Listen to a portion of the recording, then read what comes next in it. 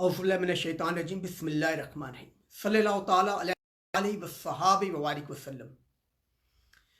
आज इस मौजू के बारे में बात की जाएगी, वो ये है कि हमारे माशरे का एक तबका ऐसा है जो कि उलमा कराम की हर बात में, तकरीबन हर बात में तनकीद करता है और उनका मजाक उड़ाता है और अपने दुनियावी नॉलेज और दुनियावी इल्म की बुनियाद पर उलमा कराम को नाउज़ुबिल्ला हरफ़े तनकीद बनाता है। बल्कि हरफ़े तनकीद बनाना तो शायद इतना गलत ना हो, बेजा हरफ़े तनकीद बनाता है और उन उलमा कराम की हर दूसरी बात में खामियां और कीड़े ढूंढते हैं और अपनी दुनियावी तालीम को बुनियाद बनाकर कहते हैं कि देखिए इनको तो ये भी नहीं पता, इनका तो ये भी नहीं पता, और उनका मजाक उड़ाते हैं।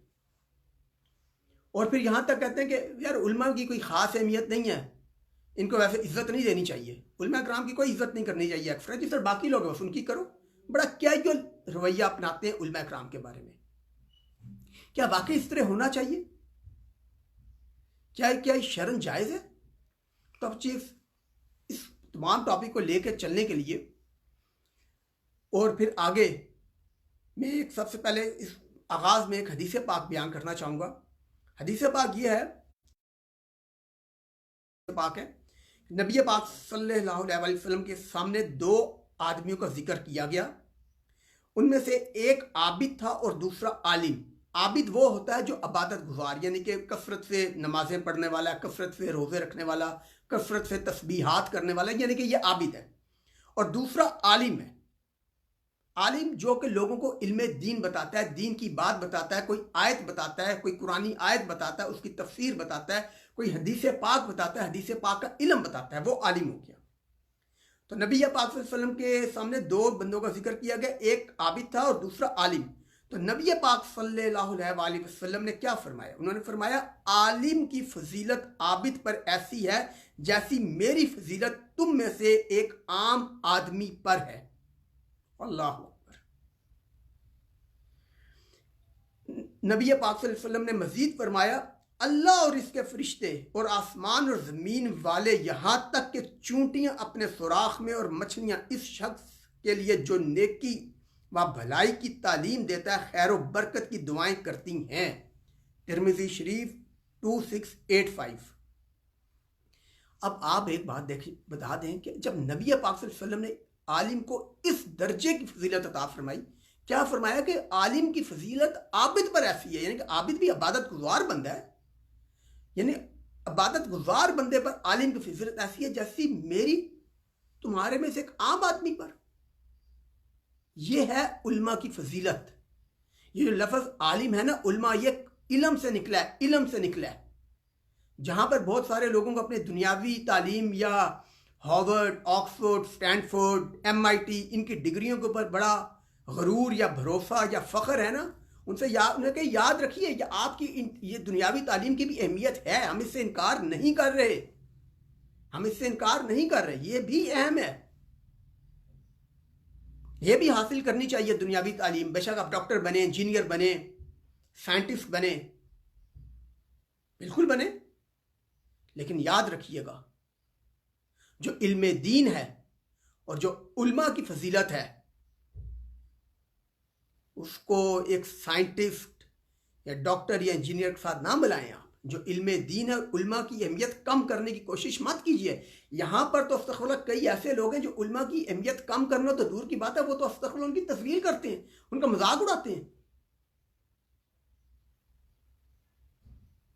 देखिए, उल्मा से इख्तलाफ करना एक अलग बात है, उल्मा से इख्तलाफ करना एक अलग बात है, लेकिन उनका अदब और उनकी करना वो एक अलग बात है। उल्मा भी हमारी तरह का एक इंसान है, इसी माशरे का एक हिस्सा है। जिस तरह डॉक्टर्स हैं, फौजी हैं, वकील हैं, इंजीनियर्स हैं, बिजनेसमैन हैं, इसी तरह उल्मा भी हैं। उल्मा भी इंसान है, कोई फरिश्ते नहीं है, उनसे भी गलतियां हो सकती हैं, उनसे गुनाह भी होते हैं, उन्हें भी तो इंसान होने का मार्जिन देना। अगर एक डॉक्टर गलत ऑपरेशन करता है और अल्लाह न करे अस्तग़फुरुल्लाह उसके ऑपरेशन के दौरान एक आदमी मर जाता है, तो हम ये तो नहीं कहते कि डॉक्टर जो है या वो जान के गलत की है। भाई वो डॉक्टर तो उसने अपनी तरफ से कोशिश की, गलत हो गया। क्या अब हम पूरे के पूरे डॉक्टर्स को गालियां देने लग जाते हैं? ऐसे तो नहीं होता। इंजीनियर हैं, कई बार इंजीनियर्स बिल्डिंग डिजाइन करते हैं, कोई नक्शे में कमी रह जाती है, बिल्डिंग गिर जाती है, कई बार कई लोग फोत हो जाते हैं, लोग कई मतलब हादसा हो जाता है, लेकिन हम ये पूरी इंजीनियर बरादरी को गालियां तो नहीं देने लग जाते, या उन पर तनकीद तो नहीं करते कि ये डॉक्टर और इंजीनियर्स का तो फायदा नहीं है भाई, खुद ही बिल्डिंग बना लो, और भाई डॉक्टर्स का तो कोई फायदा नहीं है, खुद ही ऑपरेशन थिएटर में जाओ, जाके ऑपरेशन कर लो। कभी कहते हैं? नहीं कहते। तो फिर उल्मा से भी अगर गलतियां हो जाती हैं तो उन्हें क्यों नहीं ये मार्जिन देते? उल्मा उल्मा को हम क्या फरिश्ता समझते हैं? यार वो भी इंसान है, और ये याद रखिए, ना सिर्फ इंसान है, गैब कलम तो अल्लाह ताला बेहतर चाहता है, गैब कलम तो अल्लाह ताला बेहतर चाहता है, लेकिन उल्मा शायद हमसे बहुत बेहतर इंसान हो, शायद उल्मा की एक बहुत बड़ी तादाद बाकी तबके के लोगों से बहुत बेहतर इंसान हो, और क्योंकि मैं उनकी जो अफजलियत बयान करने की कोशिश कर रहा हूं, उसका कायल है वो उनके इल्म की बुनियाद पे।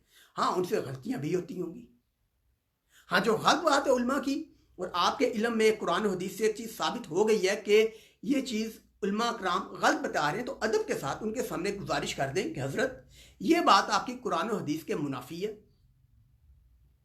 इसमें मेहरबानी फरमा के अपनी इस्लाह की कोशिश कर लीजिए, ये जायज़ है। लेकिन उनका मजाक उड़ाना, ये क्या हो रहा है?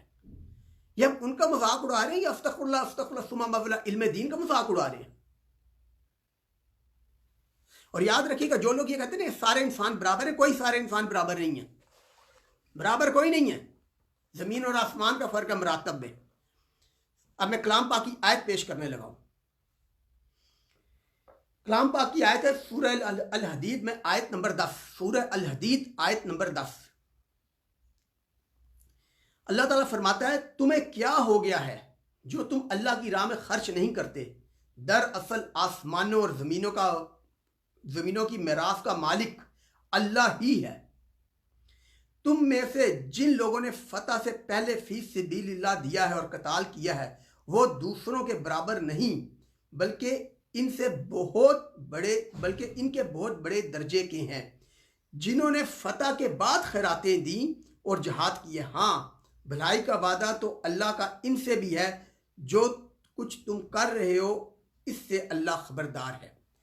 अब अल्लाह ताला इस मौके पर जो लोग फतह मक्का से पहले ईमान लाए और जो फतह मक्का के बाद में ईमान लाए, उनका जिक्र करेगा। जो पहले ईमान लाए हैं और जिन्होंने पहले कताल किया है, जो पहले मुसलमान बने हैं, उनका मुकाबला उनके साथ मत करो जो बाद में ईमान लाए हैं।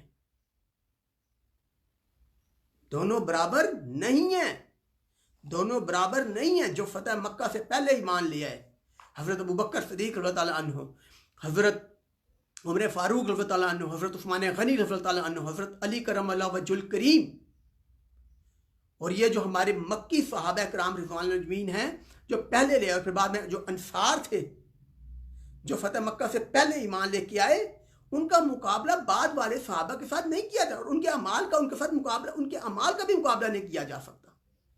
जब सहाबा किराम रिज़वानुल्लाह अजमईन के माबैन अल्लाह ताला कलाम पाक में वाज़ेह फरमा रहा है कि फतह से पहले वालों के दर्जे और हैं, उनके बहुत बुलंद दर्जे हैं, उनके साथ मुकाबले नहीं है, तो मुकाबला कहां से हो सकता है? आगे अब एक हदीस पाक अर्ज करूंगा आपके सामने। सही मुस्लिम शरीफ की हदीस पाक है, सही हदीस पाक है। एक बार नबी पाक सल्लल्लाहु अलैहि वसल्लम के दो सहाबा, हजरत खालिद बिन वलीद रज़ियल्लाहु ताला अन्हु और हजरत अब्दुल रहमान बिन औफ रज़ियल्लाहु ताला अन्हु के बीच में कोई थोड़ी तकरार हो गई, और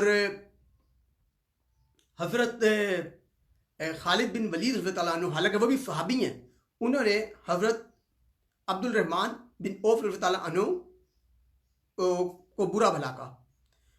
तो इसके ऊपर नबी पाक सल्लल्लाहु अलैहि वसल्लम ने हजरत खालिद बिन वलीद रज़ियल्लाहु ताला अन्हु को क्या कहा? गौर से सुने। उन्होंने कहा, मेरे सहाबा किराम रिज़वानुल्लाह अजमईन में से किसी को बुरा ना कहो, क्योंकि तुम में से कोई शख्स अगर ओहद के पहाड़ के बराबर भी सोना, अगर तुम में से किसी शख्स ने ओहद के पहाड़ के बराबर भी सोना खर्च किया, तो वो इनमें से किसी के दिए हुए एक मत के बराबर, बल्कि इससे आधे के बराबर भी अजर नहीं पा सकता। यह हज़रत खालिद बिन वलीद रज़ियल्लाहु ताला अन्हु को कहा है कि मेरे अब्दुल रहमान बिन औफ रज़ियल्लाहु ताला अन्हु के साथ मुकाबला मत करो, और उनको अपना सहाबा का है। उनके मुकाबले में जब बात आई ना, तो हज़रत अब्दुल रहमान बिन औफ रज़ियल्लाहु अन्हु की शान बढ़ाने के लिए कहा कि मेरे सहाबा, ये इनका अगर इन्होंने एक मुट्ठी भर भी, समझने के लिए बता रहा हूँ, एक मुट्ठी भर भी अगर सदका किया है ना, तो तुम अगर ओहद पहाड़, यानी खालिद बिन वलीद रज़ियल्लाहु अन्हु को कहा है कि तुम ओहद पहाड़ के बराबर भी तुम सोना सदका कर दो, तो हज़रत अब्दुल रहमान बिन औफ रज़ियल्लाहु अन्हु की एक मुट्ठी बराबर सदके को भी नहीं पहुँच सकते। ये तो सहाबा किराम रिज़वानुल्लाह अजमईन के माबैन मरातब का फ़र्क है, जो कि ज़मीन और आसमान का है। अगर हज़रत खालिद बिन वलीद रज़ियल्लाहु अन्हु, जो कि इतने अजीम सहाबी रसूल हैं, उनकी निस्बत हज़रत अब्दुल रहमान बिन औफ रज़ियल्लाहु अन्हु की शान इतनी ज़्यादा है, तो फिर कई बार तो मैं सोचता हूँ, फिर हज़रत अली रज़ियल्लाहु अन्हु, हज़रत उमर फारूक रज़ियल्लाहु अन्हु, हज़रत उस्मान खलील रज़ियल्लाहु अन्हु, और सबसे बढ़ के हज़रत अबू बकर सदीक रज़ियल्लाहु अन्हु की क्या शान होगी, वो तुम तसव्वुर भी नहीं कर सकते। मैं अर्ज ये कर रहा हूँ, ये जो हम कहते हैं ना सारे बराबर हैं, बराबर है, कोई बराबर नहीं है जी। अब अगला सवाल आता है कि जनाब फिर हम कौन से उलमा की मतलब के पैरवी करें, बरेलवी की करें, अहले तशीह की करें, वहाबी हज़रात की करें, देवबंदियों की करें, किन की करें जी। देखिए बात यह कि देखिए ये जो तमाम मुकातबे फ़िक्र के उलमा इकराम हैं, इन सब की इज़्ज़त करें। इनकी कई बातें बहुत अच्छी हैं, कई बातें इनकी दीन के, हमें जो हमारे इल्म के मुताबिक है, जो हमने थोड़ा इल्म दीन हासिल किया, हमें कई बातें लगती हैं शायद शरीयत से कुछ दूर हैं, वो आप इनके गोश गुजार कर दें।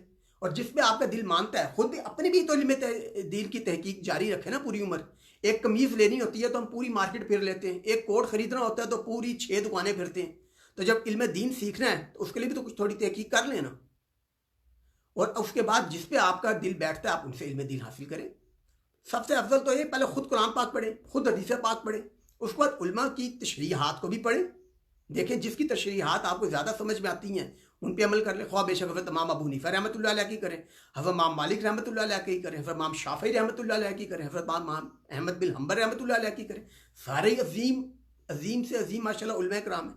लेकिन हम इन उलमा कराम के बारे में भी ये नहीं कह सकते कि इनकी हर बात 100% ठीक होगी। वो भी इंसान है, उनसे भी कई गलतियाँ भी हो सकती हैं।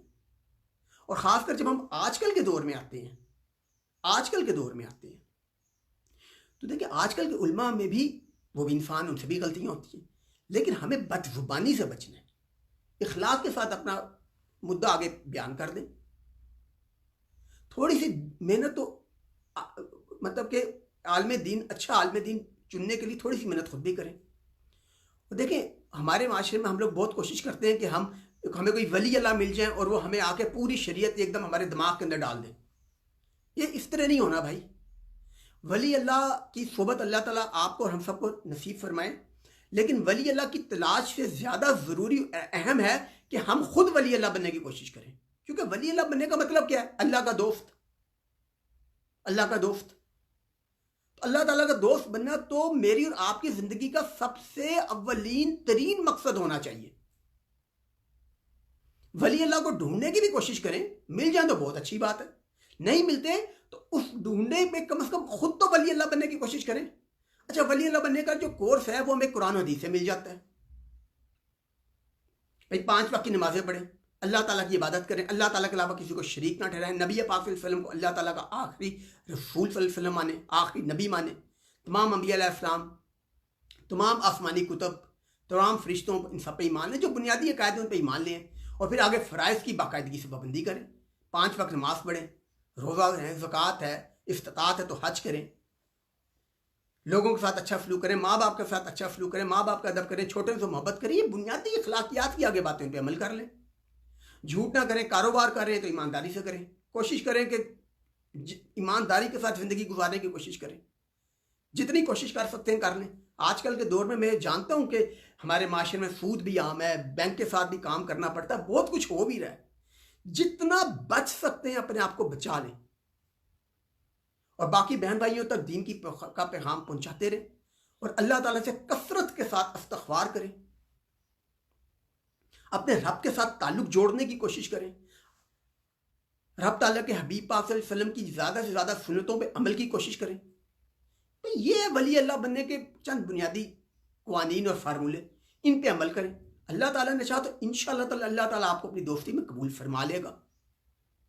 लेकिन वली अल्लाह की तलाश में खुद वली अल्लाह बनने का सफर तर्क ना करें। यह आपकी जिंदगी का मकसद होना चाहिए। आपकी और मेरी जिंदगी का सबसे अव्वलीन मकसद होना ही वली अल्लाह बनना चाहिए कि हम क्या अल्लाह ताला हमें, या अल्लाह हम वली अल्लाह बन जाए। वली अल्लाह का मतलब क्या? अल्लाह ताला का दोस्त बनना।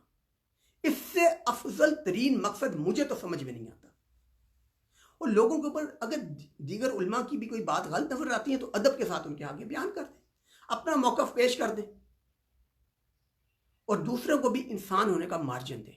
दूसरों से वो एक्सपेक्टेशन ना करें कि जो वो परफेक्ट होंगे। परफेक्ट तो रब ताला ने फिर नबी पाक सल्लल्लाहु ताला अलैहि वसल्लम की ज़ात मुबारका को ही तख्लीक फरमाया है, बस। बाकियों में फिर कमियां तो हैं, इसलिए लोगों से परफेक्शन की उम्मीद ना लगाएं।